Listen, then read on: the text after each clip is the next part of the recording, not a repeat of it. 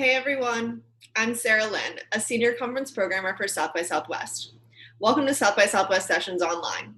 Today I'm excited to introduce Matthew McConaughey, a Texas native and Academy Award-winning actor who's appeared in over 40 feature films and become a producer, director, and philanthropist with his Just Keep Livin Foundation. He'll be joined by Jeff Nichols, who wrote and directed the critically acclaimed 2013 film Mud, which starred McConaughey and Reese Witherspoon. We're honored to have them with us today. Before we get to the conversation, a little housekeeping. This session will feature a live Q&A in the second half of the hour. At any time, you can enter your questions through the Slido platform on your screen. Once a question's approved, we'll make it visible for all participants to vote on. The questions with the most votes will be given priority. And now, let's welcome Matthew McConaughey and Jeff Nichols. Hey, everybody. My name is Jeff Nichols. I'm here with Matthew McConaughey. And really quickly, I would just like to say thanks to South by Southwest. Matthew and I are both based here in Austin, and South by Southwest means a lot to us. And it's a real honor to be here talking to you guys. Obviously, if you're here, you know who Matthew is. For those of you who don't know who I am, my name is Jeff. I'm a filmmaker, a writer, and director. And Matthew and I have been friends since we met when we made our film Mud together back in 2012.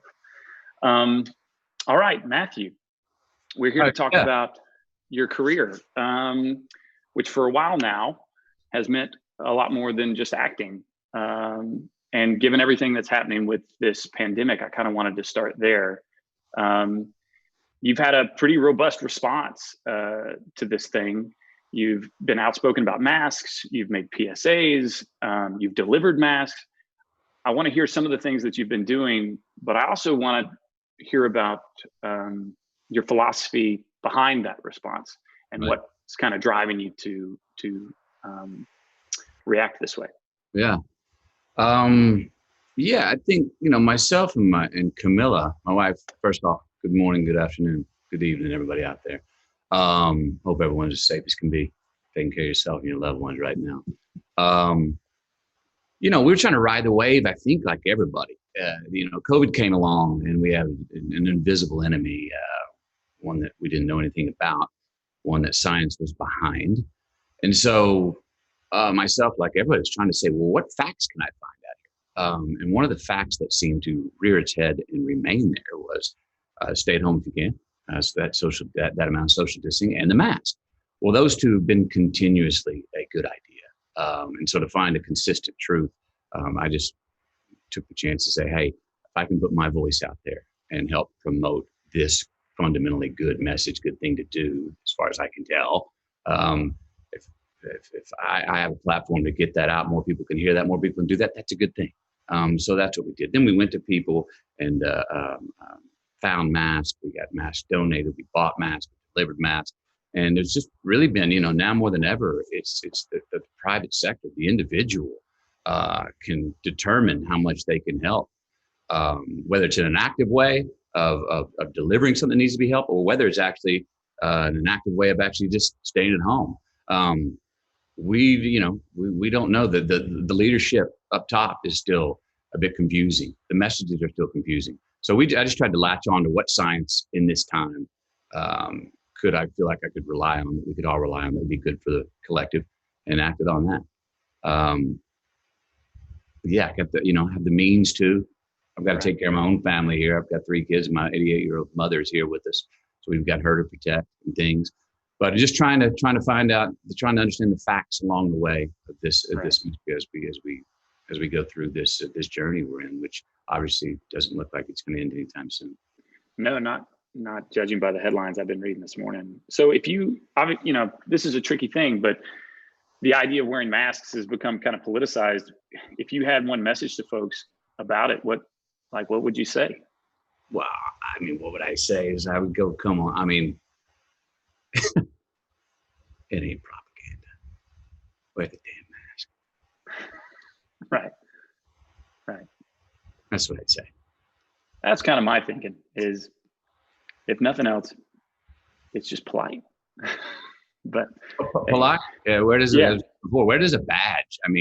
don't drink the Kool-Aid of this whole thing, man. I know we're looking for something to fight for, but when a mask becomes a scarlet letter or a badge, come on, no, wear the damn. All right. Well, so beyond COVID, you've been active in the community for a long time, and I remember when we were making mud, you passed out hats for your foundation, right? And you spoke about your dad in a really beautiful way. And a lot of what I've done, a lot of what I've written has been influenced heavily by my parents and my relationship with my folks. How has the relationship with your parents, your father maybe specifically, how has it influenced what you've done, both in the decisions you made as an artist, as an actor, but also as a community member? Yeah. You and I've talked a lot about our relations with our own fathers. My father, like a lot of people's fathers, is somebody that I was wanting to live up to, someone who's I wanted his approval, wanted to be, his son, wanted to be his friend. Well, he moved on in 1992, 5 days into filming the first film I was ever part of, Days Confused. So he wasn't around to see me start what turned out to be a career, which at the time I thought might just be a 5-day hobby. But he was alive when I started it, what became a career. I find some serendipity in that. I didn't know, I grew up, we were blue collar. You work your way up a company ladder to go into the arts, to be a creative. It wasn't even in the vernacular of our dreams. So I remember in college at the University of Texas, when I got the courage to call and say, I don't want to go to law school. I want to go to film school. And I was sweating bullets on that call. I did not expect the response I got. I called him, made sure it was about 7:30 at night. Figured he might sat down, had his first beer after work. And I said, Dad, I want to go to film school. There's a long pause on the phone. And he goes, you sure that's what you want to do? I said, yes, sir. There's another long pause on the phone. And then I heard these 3 beautiful words: don't half-ass it. And it set me aflight to hear my dad say that to me at that time, which he didn't just approve my choice. He actually set me aflight and said, well, go get it. Don't half-ass it. Was a real launch pad line from my dad, which gave me some courage and independence to go do what has now become a career for me. I found out later that my dad was very creative. I found after he moved on, I found paintings and sculptures and things that I never knew that's what he was doing in the garage after I went to bed. So that's how I got into this and how my dad influenced that, which was a great influence on me. But on life in general, I think a very specific thing that my parents taught us that's different, but I found very valuable to me, was how they taught us values. For instance, we might get our mouth washed out soap with cussing, with the usual cuss words, right? But we got in big trouble if we said the word hate. We got in big trouble if we lied. We got in big trouble if we said the word can't. And I got my first real butt whooping for answering to Matt instead of Matthew. So words that hurt is what I call them. So what are the lessons I got from that? Don't hate, answer to your name, tell the truth, and never believe you can't. Those are that's valuable words. Those were words that we had consequences for using, but their antonym, the opposition of what those words mean, were very valuable things, life lessons that I've had and have been ingrained in me to take forward, and that I try to work on each day. That's right. Probably one of the most specific things that my mom and dad's parenting skills sort of ingrained in me, that I look back and I go, thank you for that. Right. So you have this value system that's in place, and now you're given this, I would call it a tremendous gift in terms of your position in the world. You have not just celebrity, but you have a microphone, and you've really been using it. You've been given this title of Minister of Culture. What's that mean, and what fits under that umbrella for you? Yeah. So But yeah, minister of culture. I believe that in the competence of values and the value of competence. I mean, like if we're all more competent at our values and we value competence, I believe that's a real way forward. Why values?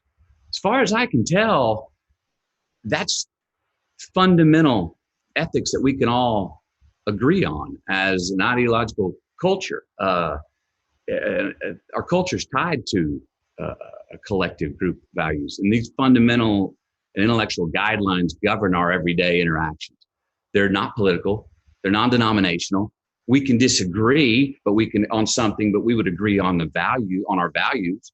So I think that since values are something we live by, I think if we challenge ourselves individually, all right, to become our better selves, more fair, more accountable, respectful, responsible, adventurous, we challenge ourselves personally. All of a sudden, you have a more valuable family. All of a sudden, you have a more valuable neighborhood, a more valuable town, city, county, state, nation, continent. I believe it can become something that spreads, but I believe that the individual changes what changes the collective. I don't know how to, it's the individual, and I think we can all challenge ourselves to be better, to do better. I think a lot of the social contracts that are broken in society are broken because they're individually broken with ourselves. And I think we make the individual social contract with ourselves, me, you, the next one, that spreads. That's how we make systemic change. And I think values is the key character in the story, moving forward, because we are a little bit stuck right now. And we have been. And I think the values are what's going to help to get us unstuck. If we can agree on that narrative. That makes sense. I want to double back, kind of moving into the creative side of things. So you mentioned calling your dad, telling him you want to go to film school. Mm-hmm. Why did you want to go to film school? Great question. Like I said, it was not even in the vernacular of my dreams. And only now do I look back, and I found diaries from 1990 saying that I wanted to write and act. I didn't admit it at that time. I could write it in a diary, but I couldn't say it out loud or even believe it. I'd started writing, I'd always kept a diary. And I started to notice around 1991 that when I go see films, I was laughing at parts that no one else was laughing at. I was crying when the baby was born, not at the funeral. Mm-hmm. So I started to notice, wait a minute, I'm feeling joy in places maybe people aren't feeling joy. I'm crying in places where no one else is crying. I'm laughing in places where no one else is crying. And after I got past the fear of, oh, geez, maybe I shouldn't be, I was like, no, let's lean into that. What is that? Why, Matthew? Why individually do you feel that way? And so I started writing stories, and what would seem to be a horror story on paper to me was a love story. What seemed to be a beautiful, happy moment had great sadness in it for me. So I started writing short stories, and I shared them with my good friend Rob Bendler, who directed Hands on a Hard Body, which a lot of you out there know. He was at NYU Film School. I started sending him these short stories. He read them. He was the only one I had the courage to send them to. He read them. He was like, these are pretty good, and they're very particular and original to you, Matthew. And so I started to get the courage through dialogue with him to say, well, what if I went into the storytelling business? And he's the one who pushed me. He goes, well, Matthew, you got a lot of character, and what about in front of the camera? You should get out there and act. Go get an agent. And I did. I went to Donna Adams in Austin, Texas, and got my first job as a hand model. They got me. that $320 I got paid, and I haven't chewed my nails since because of that right there. That's incredible. So I had the courage to do it, and then I was headed towards law school before going into film school, and the idea of spending my entire decade of my 20s basically learning a knowledge and not laying down my own mark scared me. Right. I was in the same boat, because I was looking at going to a film school, and it seemed like a lot of the film schools, they put you through undergraduate programs, but then they saved all the good stuff for graduate school. Yeah. And I knew we probably couldn't afford to make it all the way to grad school. And so I was able to find an undergraduate program that we started learning from day one, the mechanics of making a film. And I think for me, that was very important. Had I held that note longer and kind of been made to wait well into my 20s before I started to learn those mechanics, I fear maybe what would have happened in a trajectory. But I mean, do you think? Yeah. Because I'm of the school of saying, hey, the sooner we can have our students, like in our film school, having experiential learning, get your hands on it. Go make a film, make a bad one, but start shooting now. The sooner the better. Do you think that's the way to go? Absolutely.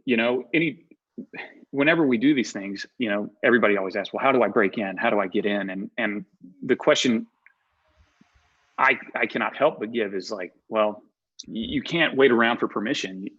I think there is this big idea that especially in this business, that there's somebody out there that is going to anoint you or tell you, this happens. And if you're not actively taking the steps to make things and tell stories, then you're just giving up a lot of control, and that's what it's always been for me. And filmmaking has been a way to actually, especially independent filmmaking, take that control back and have the most direct route to the story that's in my head, to the story that the audience is watching. So yeah, I think it's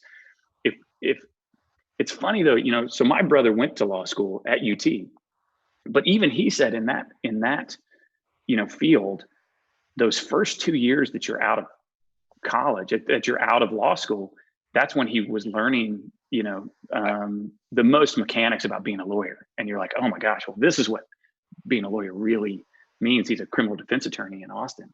And so I think it's probably the same for a lot of careers. And you just should apply that to this one, And I think maybe even universities as a whole can start making the curriculum more applicable and experiential while you're in the system instead of when you get out.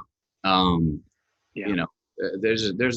say this, there's a lot of things that I forgot that I evidently learned in school that I go, well, I passed that test.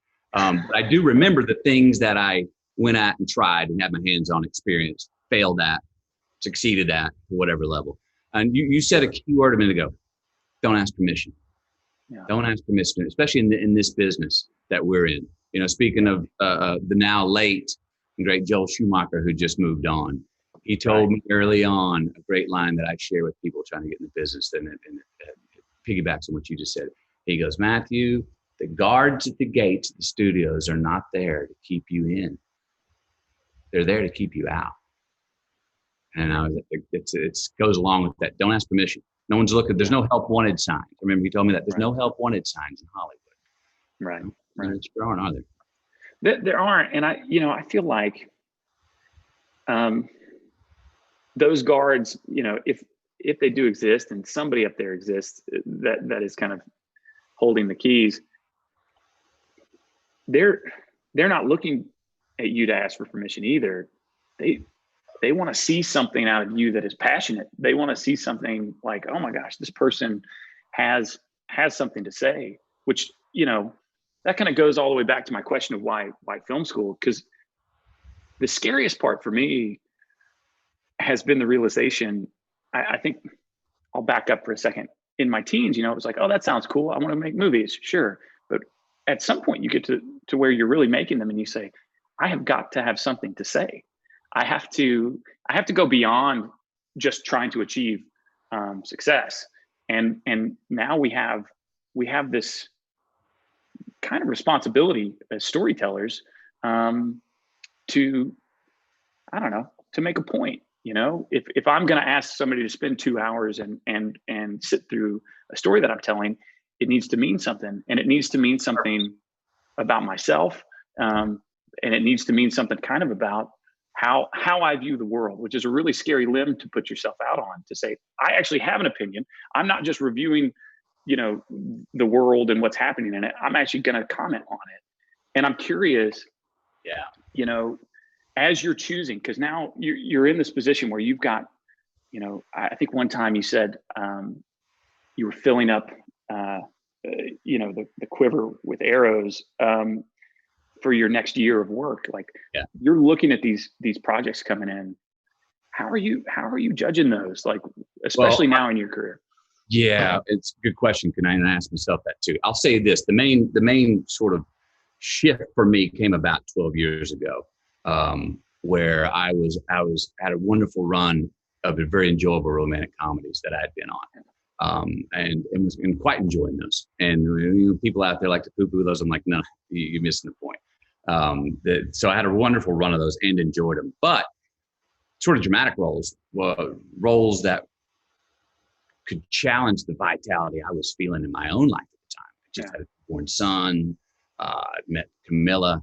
I really had a vital time in my life, and I felt like I wanted to play some characters, at least challenge that vitality. So I took off, and I said no to everything I'd been saying yes to, and that was about a 2-year dry spell, and it was pretty spooky. And I call that an unbranding phase. I didn't rebrand; I unbranded, and all of a sudden, 2 years later, I was a new good idea, for Billy Friedkin and Killer Joe. Steven Soderbergh calls from Magic Mike. I went and worked on the Paperboy. You had written Mud with me in mind. Right. Worked with Linklater again on Bernie. Went and did. Finally, was able to get Dallas Buyers Club made, which I was attached to for years. Went and did True Detective. Well, those things, no one was coming to me for those parts.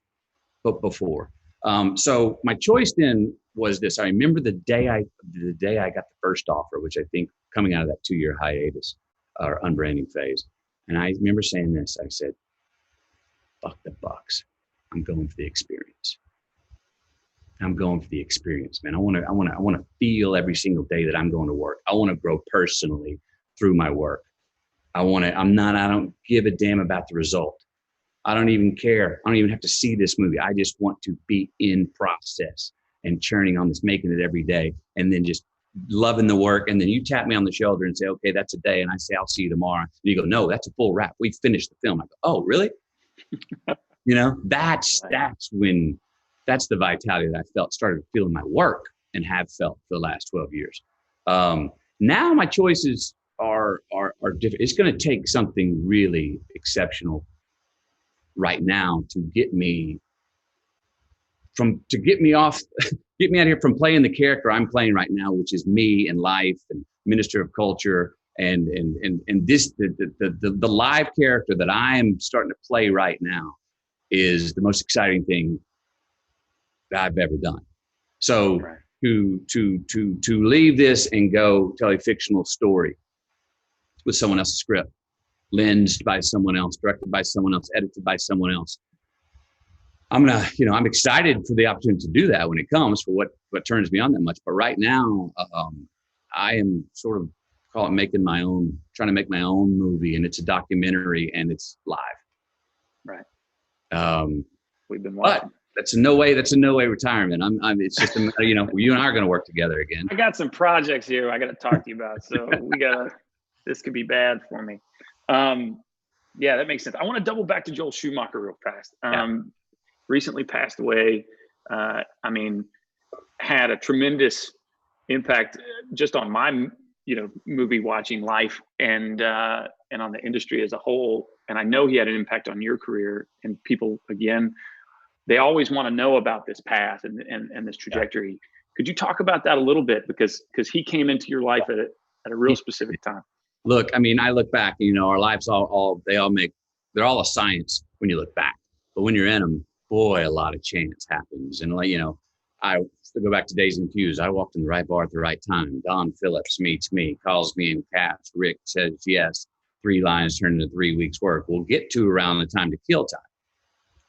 I had just come off of a film I did where I made a choice in my work that was embarrassing for me.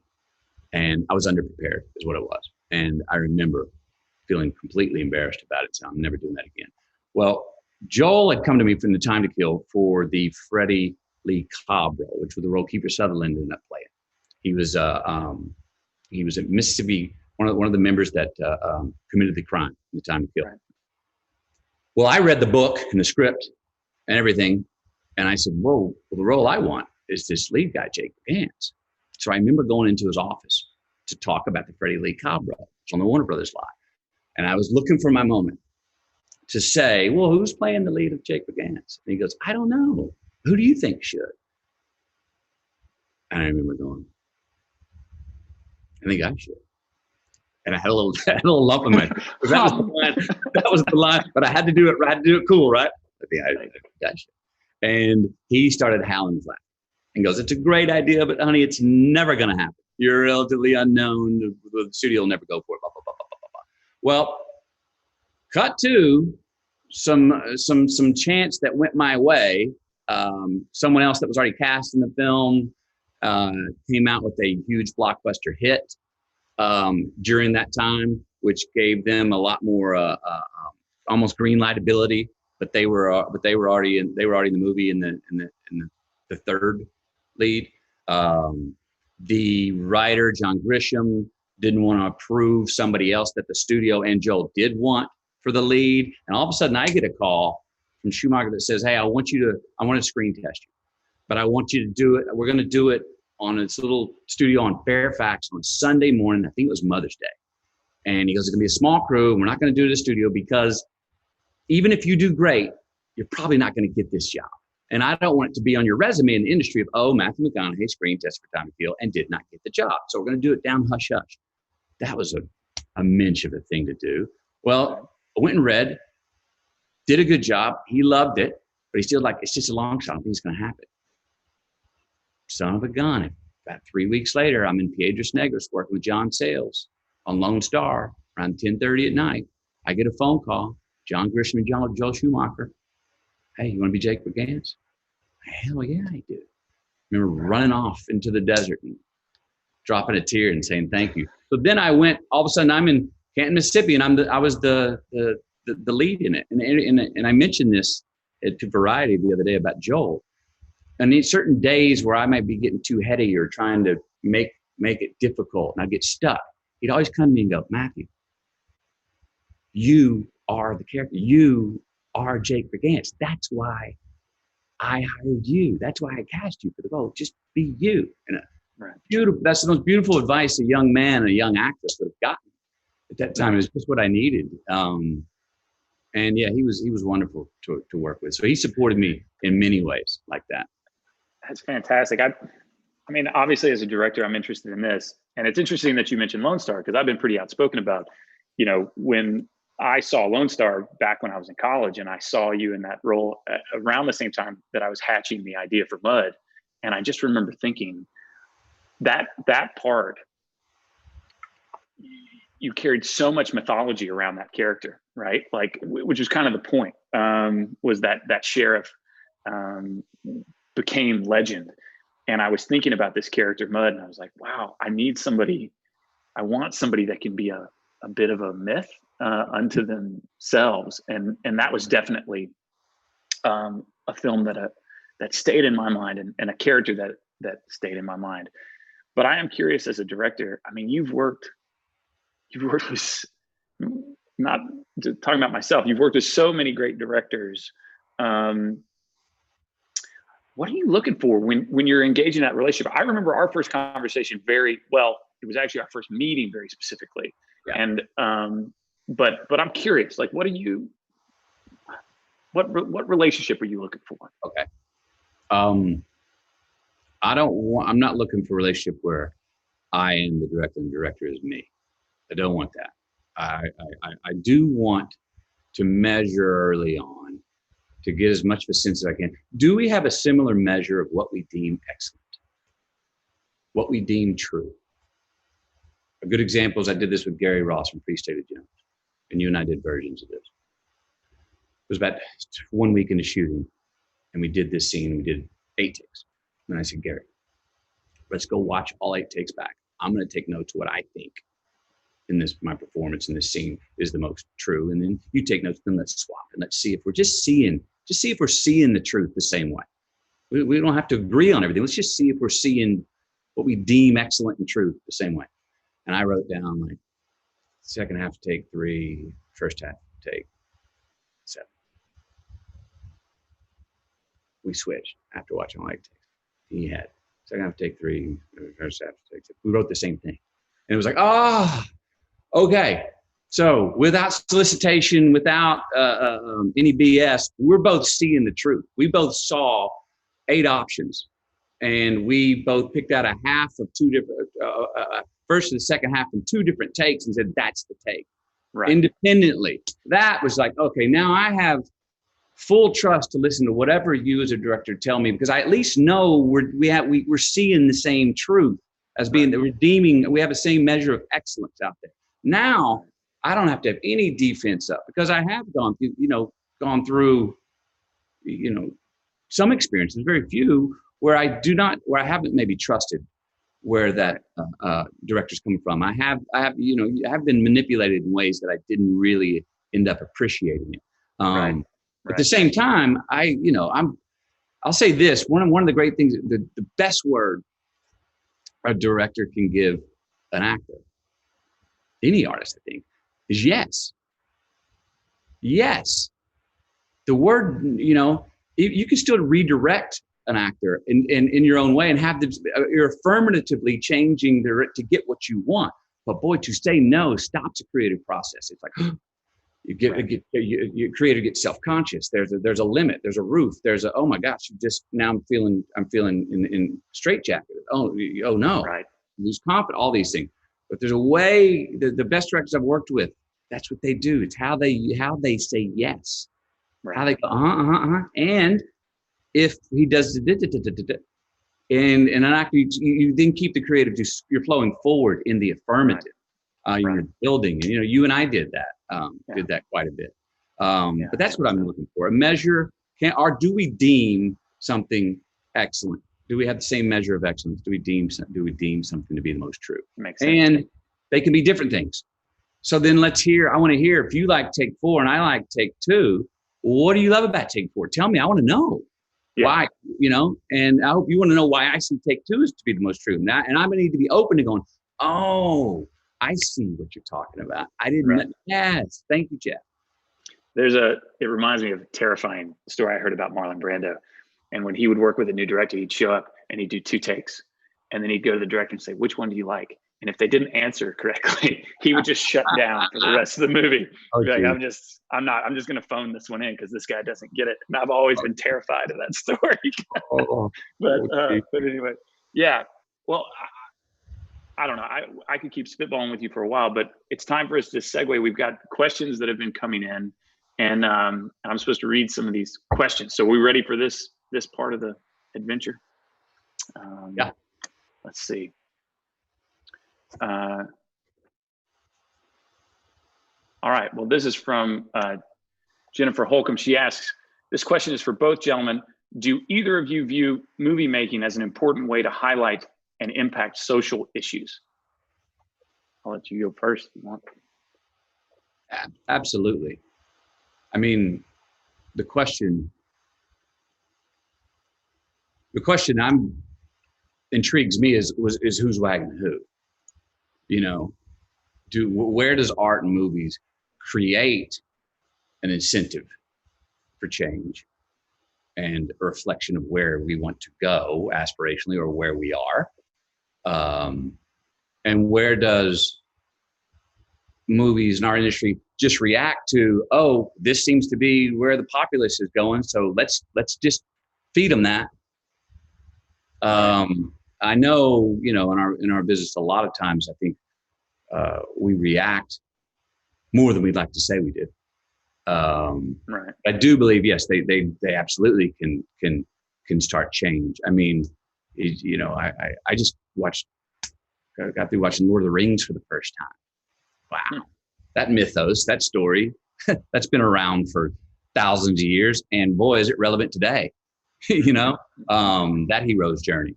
And so, I'm not saying it's movie's job to lead us intentionally into better places or to be aspirational, but can they cause change, social change? Can they be a reflection of where society is today? Sure. There's all different types. But sometimes it's they're both. It's who acts who. Sometimes they're reaction, sometimes they're active. I like it. You're probably a little more active.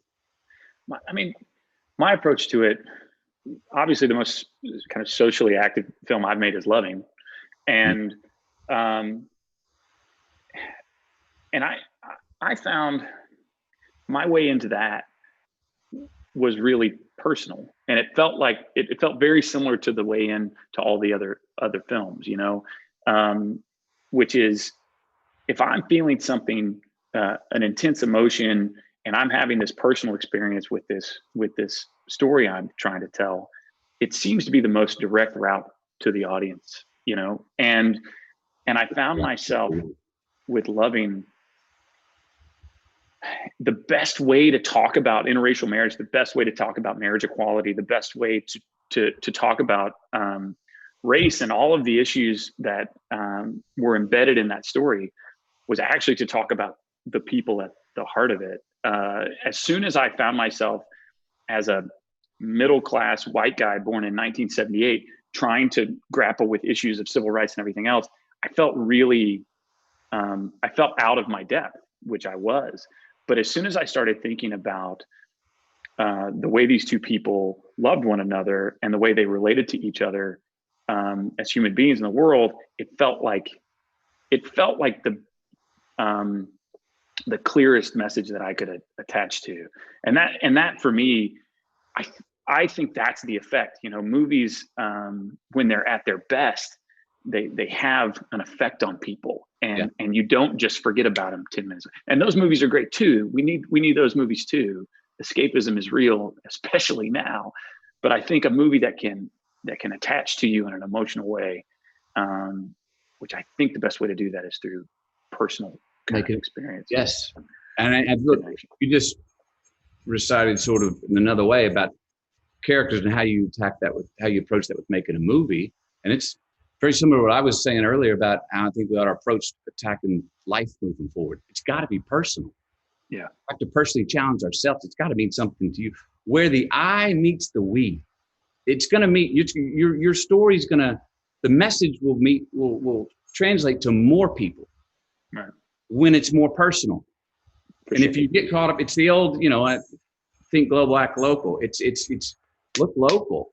It's got to be very personal. For it to matter, for your experiences making it, but the audience feels how personal it was. Right. When it succeeds and translates, they can tell you were in the I. That's how you got the we. That's the hope. All right, let me get to some more of these. Sorry, folks. This question is: I am a teacher and a coach who wants to make a difference in my students' and athletes' life. How can your organization help me, a teacher in Texas? So that's about Just Keep Living. Yeah. Well, most of the schools we are Title I schools. I'm not sure what your school is, if it's Title I or not. I would go to justkeeplivingfoundation.org and look up and reach out to our program director, Shannon Rotenberg. We are always looking for schools where we can be useful and our curriculum can be implemented. We need teachers and coaches. We're in our curriculum, you learn to achieve physical goals, nutritional goals, community service and gratitude. It's about making better life choices, moving forward, but reaching some goals right now while they're still in high school. So please reach out. We're always looking for a place to implement our curriculum where we are needed. And the all-star of every single one of our programs, I think we're in 52 now, the all-star is always that teacher, that is on the ground. If you don't love it and are enthusiastic and say, I'm going to make this happen, our program doesn't work. Right. If you do, it does. Got it. Here's a very simple one. Would you consider running for office? Would I consider running for office? That's such a simple. It's from Jenny Lander. It's a very simple question. That's a simple one. I don't have any plans at present, but I am someone who's, I'm always going to be open to being in whatever position myself and others would deem most useful. I do know this. I'm not going to try to be a politician and get into politics. It's possible that I end up in politics if I act like me and not a politician. Right. It's a bit of a broken business now, politics, and I do think we need a new, creative and restorative story to get sort of unbroken and unstuck, turn the page. For my money, the values sure could be one of the main characters in that story moving forward. Makes sense. I just wanted to see your face when I asked that question. All right. Let's see. Matthew McConaughey, what could you say to artists who are unable to work during isolation? Musicians and actors are severely hampered in their careers nowadays. What would you say? Well, all right. So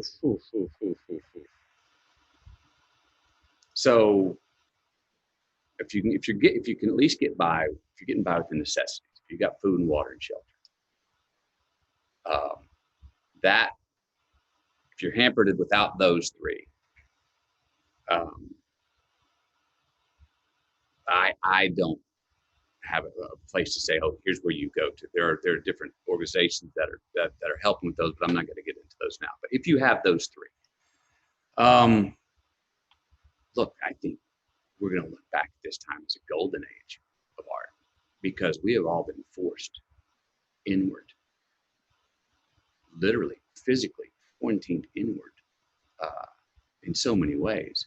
So whether we're in our home or we're in our head, that's not always a great place to be, but it is a place for great art. It's a real good place for great art, to do inventory in here. So we're forced now to, as you said, to make it personal earlier, Jeff. We're now at a time where we can't look out into the world and go, what's my world story? Look right at our feet. Look right behind your chest plate. Look between your ears. Look right at your feet. There's stories right here. There's stories all around us in our home. There's stories up here in our head. Spend time there. Not always a great place to hang out. I don't always love my own company, but I know I think my best artistic runs have been when I was forced inward and just forced to spend time with myself. So I think that use this time. There could be some wonderful art that comes out of this time. Yeah. I'm reminded of a quote from Mark Twain, which I'm sure paraphrase and get wrong, but he was speaking about the creative process, and he just said, you have to fill up the well. And I know that for a fact. I went through a pretty good run of films, and it was based off of stories that I'd been working on for 15 years before that. And at some point after loving it, was like, all right, now's the time to take a pause and start to fill up the well creatively. And it feels like you're saying, we're forced into this moment right now where you don't have a choice but to think about where your well is at and try to fill it with the most positive things you possibly can. And hope that, and know that at some point the dam will break and we can release this stuff out into the world. I don't know. I think there's something in that. All right, let me see here. I got a heady question, and then I've got a real specific one. I don't know. Let's tackle this one. Do you think the content shortage will pressure execs to try to start filming again too quickly? How does it look like the film industry will resume safely? That's a big one. It's a rolling question daily. I think everyone's just like sports in America. And it's a daily question. And I think those execs and these university presidents and ADs all have their finger on the button, ready to say go. They're ready to say go, but don't want to pull that trigger too soon. Boy, I don't know. What do you, Jeff? You may be better able to answer this. Well, first off, just even the way the question's written, it's interesting because it's like we want to put the execs as like the bad guys, that are going to like force us back into labor. And you're a producer, I'm a producer.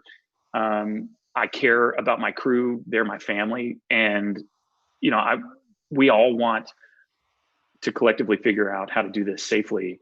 We also want to work. So, I don't know. Some people have to go back to work, and they're going to have to weigh the risks of stepping onto a film set the same way that they would weigh the risks of walking out the front door every day. And for me personally, I mean, I don't think I'm going to be physically producing anything this year, but that's an easier answer for me to give because my film projects take so long to set up and everything else. But I know I have friends that are producers and that are executives, and they're all just trying to figure out that balance, which is what every state government, everybody's trying to figure out, which is like, all right, how do we stay alive financially and economically, and not put people in danger in a way that is unacceptable. And I've heard a lot of different approaches and other things, but I think I don't know. The other part of the question is almost more interesting to me, which is this idea of this content glut. It'll be really interesting to see if there is such a thing. I mean, it's always so competitive out there.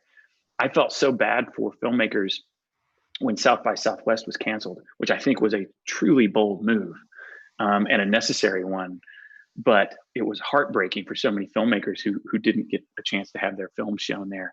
I really wonder about, especially as an independent filmmaker, where the festival circuit is the entry to the marketplace for so many people, how those films start to stack up.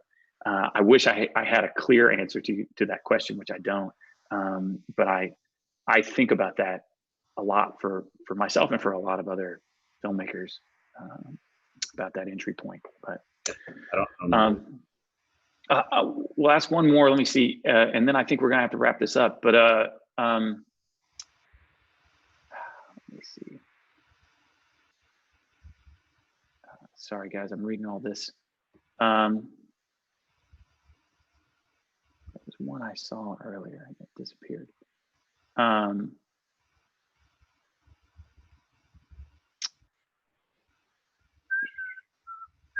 Okay, sorry. I was trying to find this one. Where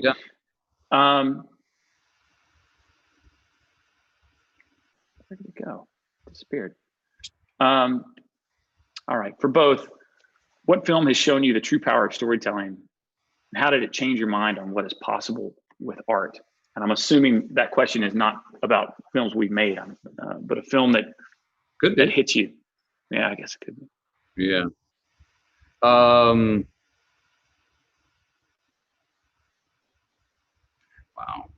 Well, you think about it. So I had this experience in film school. I did not know who Terrence Malick was, and I didn't know his films. And we had these kind of Monday night film screenings. And I walked into a theater in film school and I watched Badlands for the first time. And it was an eye-opening experience for me, simply because I just didn't know a film could feel like that. It felt so naturalistic and alive, but it was also funny and dangerous and morally ambiguous in places, and its narrative and everything else was structured in such an interesting way. For me, I have to say Badlands, only because it inspired me to think, to really think outside the formula of what a film could be and what a story could be on film. That's my kind of go-to answer. I don't know if it's as deep as maybe this person was wanting, but it had a tremendous effect on me. Yeah, I've got a list of 5 films that had a tremendous effect on me and are my sort of favorite films. But I'm gonna go back to what I brought up earlier, which is something I watched for the first time last night, which is that final Lord of the Rings, 3 hours and 30 minutes, that epic mythology, and what the conversation we had with our children after it about the values you learn from that, about working together, about persistence and endurance, about turning away from temptation and how hard it is, how we do become tempted with certain things, but how friendships help you through. There's just wonderful analogies throughout the movie. And it just made me think about sort of where we are today in society. We're at this awesome fulcrum point in our young American history. And there's been great disruption right now. And disruption causes change. And there's a lot of fear right now. There's loss. And so, when and how are we going to turn the page into the hope and excitement to make something better out of this time? What are the choices we can make right now that are going to be long, hard, arduous choices. We're going to struggle.